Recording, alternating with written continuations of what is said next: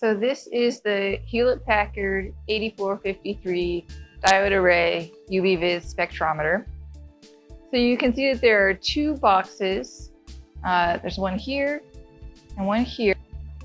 And this box houses the light sources, and this box houses the diode array detector. In between here is the sample holder. To turn on the instrument, you first press this button, and you're going to see the lights go through a sequence. You're going to want to make sure you turn on the instrument before you start the software. The instrument does not connect properly if the software is running before the instrument itself is turned on. Okay, so here you can see the sample compartment. A cuvette will fit in this sample compartment like that, and there's a little locking lever you can push down to hold the cuvette in place. When you want to remove the cuvette, you lift up the little locking lever and you can pull up on the cuvette. To start the software, you're going to want to click on UV-Vis Instrument 1 Online. It'll go through some windows here. There is no password, so when you see this where it's asking for a password, you can just click OK. And it should go through the rest of the initialization sequence.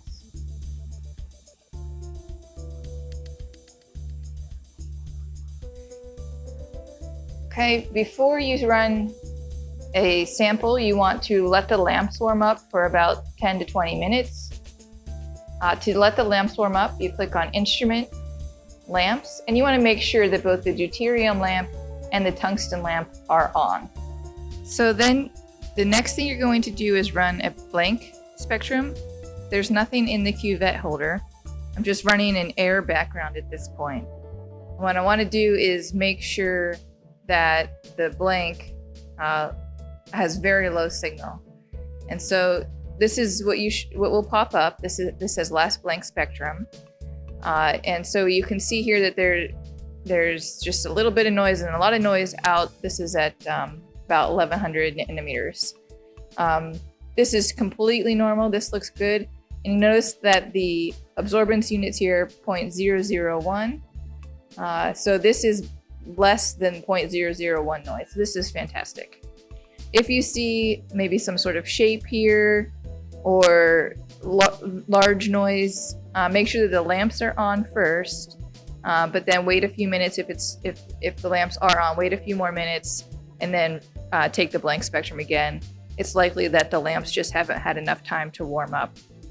So to run the sample, you put the sample in the cuvette holder, lock it in place, and you can click Sample.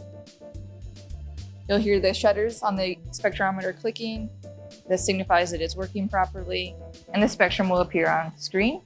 You can give the sample a name. Put in sample 1. Press enter, and that will be in there.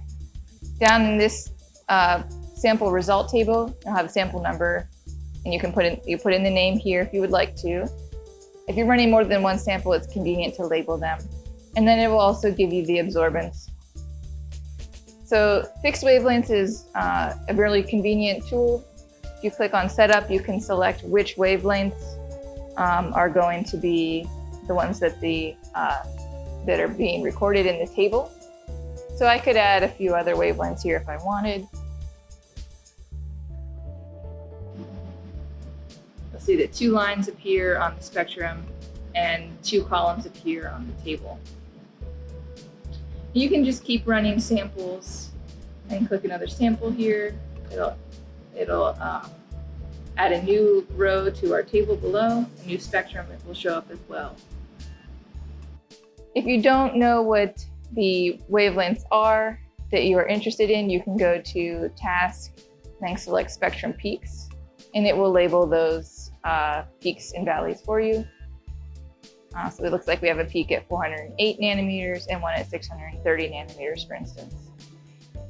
To clear the samples, you select Clear and then Samples.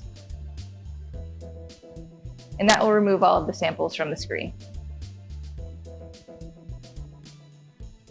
When you are done running for the day, and you want to completely shut off the instruments, all you have to do is close the software.